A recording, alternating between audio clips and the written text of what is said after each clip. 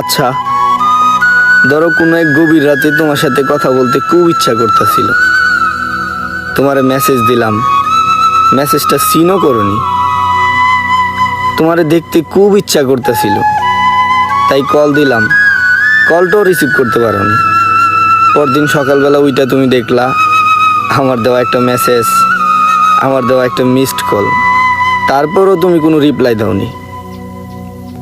তারপর ফেসবুকে ঢুকলা, ফেসবুকে ঢুইকা স্ক্রল করতে করতে করতে করতে হঠাৎ আমার বন্ধুর দেওয়া কোনো একটা পোস্ট তোমার সামনে আসলো, আর সেইখানে আমার একটা ছবি দেওয়া, আর সুন্দর করে ক্যাপশনে লেখা, আমাদের ছেড়ে এভাবে চলে যাবে বন্ধু কোনোদিন ভাবতে পারিনি।